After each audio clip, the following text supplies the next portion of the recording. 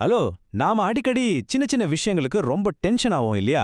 அதை எப்படி மாத்தி ஒரு நிம்மதியான வாழ்க்கைய வாழறதுக்கான சில சூப்பரான காலத்தால் அழியாத ரகசியங்களை தான் இந்த தொகுப்புல நம்ம பார்க்க போறோம். வாங்க, நேரா விஷயத்துக்குள்ள போயிடலாம்.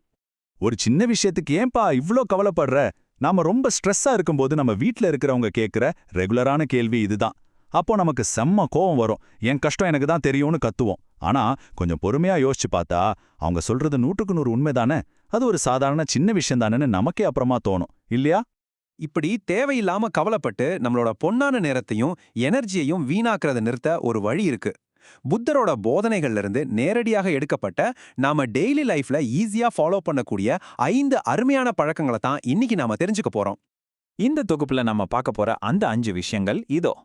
அன்றாட கவலைகளுக்கு தீர்வு, சின்ன விஷயங்களை பெரிசாக்காம இருக்கிறது, மாற்றத்தை ஏற்கும் மனநிலை, எண்ணங்களே உலகம், அப்புறம் நிகழ்காலத்துல முழுமையா வாழ்வது. பகுதி 1. அன்றாட கவலைகளுக்கு ஒரு தீர்வு. நம்ம எனர்ஜியை உறிஞ்சுற டெய்லி பிரச்சனைகளுக்கு பிராக்டிக்கலான ஒரு தீர்வு என்னன்னு இப்போ பார்க்கலாம். இதை கொஞ்சம் கற்பனை பண்ணி பாருங்களேன். நீங்க டிராஃபிக்ல போயிட்டு இருக்கீங்க. யாரோ ஒருத்தர் திடீர்னு உங்க வண்டிக்கு முன்னாடி குறுக்க வந்துறாரு.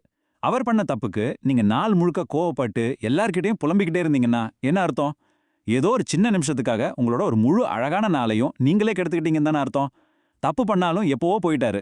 ஆனா நீங்க தான் தேவையில்லாத ஸ்ட்ரெஸ்ல மாட்டிக்கிட்டீங்க. இந்த ஆழமான மேற்கோள் எவ்வளவு அற்புதமா இருக்குன்னு பாருங்க.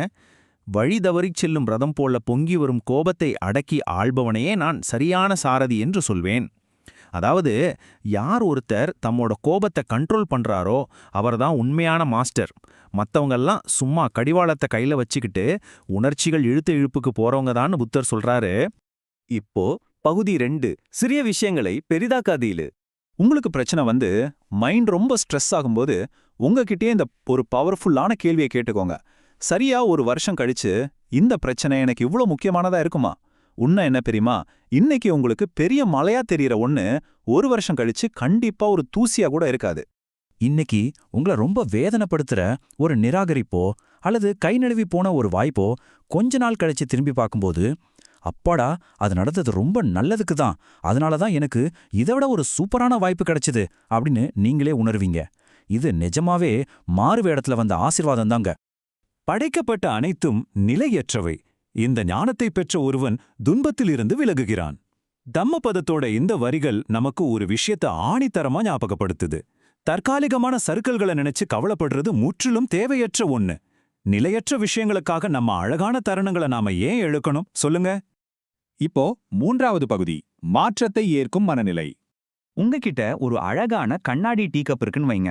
அது ஒரு நாள் கண்டிப்பா உடைஞ்சு போயிடும் அப்படிங்கிற அதோட அடிப்படையான யதார்த்தத்தை நீங்க முன்னாடியே மனசார ஏத்துக்கிட்டீங்கன்னா, அது உடையற அன்னைக்கு உங்களுக்கு பெரிய ஏமாற்றமோ இதய வலியோ வராது.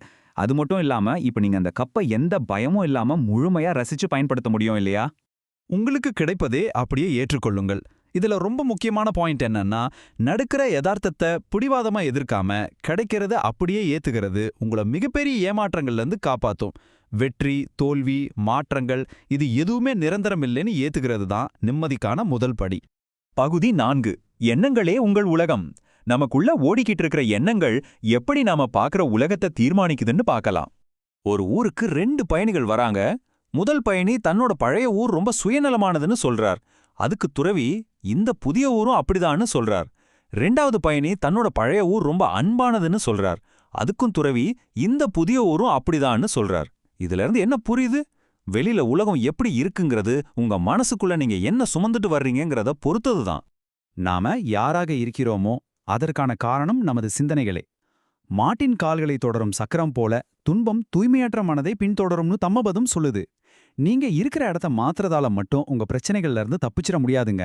மனசுக்குள்ள கோவத்தையும் வெறுப்பையும் வச்சுக்கிட்டே நீங்க எங்க போனாலும் துன்பம் உங்களை நிழல் மாதிரி பின்தொடர்ந்துகிட்டே தான் இருக்கும். கடைசியா 5வது பகுதி, நிகழ்காலத்தில் முழுமையாக வாழுங்கள். உண்மையான சந்தோஷத்தை கண்டுபிடிக்கிறதுக்கான ரகசியம் ரொம்ப ரொம்ப சிம்பிள். ஒரு நேரத்துல ஒரு வேலையை மட்டும் செய்யுங்க. வாக்கிங் போகும்போது எந்த கவனச்சிதறலும் இல்லாம நடங்க. சாப்பிடும்போது முழு கவனத்தோட சாப்பிடுங்க. குழந்தைங்க கிட்ட விளையாடும்போது ஆபீஸை பத்தி யோசிக்காதீங்க. மல்டி டாஸ்கிங் பண்றேன் பேரு வழின்னு நிகழ்காலத்தோட முழுமையான அனுபவத்தை நாம முற்றிலுமா மிஸ் பண்ணிடக்கூடாது. சரி, நம்ம கத்துக்கிட்ட இந்த 5 விஷயங்களை ஒரு குவிக் ரீகேப் பண்ணிடலாம். 1. சின்ன விஷயங்களை சின்னதாவே பாருங்க. 2. ஒரு வருஷம் கழிச்சு இது முக்கியமானு கேளுங்க. 3 பொருட்கள் ஒரு நாள் உடையும்னு ஏத்துக்கோங்க. 4 உங்கள் உள் எண்ணங்களை மாற்றுங்க. 5 ஒரு நேரத்துல ஒரு செயலை மட்டும் முழுமையா செய்யுங்க. மன அழுத்தம் இல்லாம இருக்க இத ஒரு மென்டல் ரோட் மேப்பா நீங்க எப்பவும் வச்சுக்கலாம். நான் இந்த ஒரு ஆழமான கேள்வியோட உங்களை விட்டுட்டு போறேன். இன்னைக்கு உங்க வாழ்க்கைய கொஞ்சம் உற்று நோக்குங்க. இதுல எந்த ஒரு சின்ன எரிச்சல் ஊட்டுற விஷயத்த இன்னிலிருந்து தூக்கி போட்டுட்டு நிம்மதியா கடந்து போக போறீங்க. நீங்க மாத்த போற அந்த சின்ன விஷயம் என்ன யோசிங்க. அப்படியே இந்த நிம்மதியான பயணத்தை தொடங்குங்க.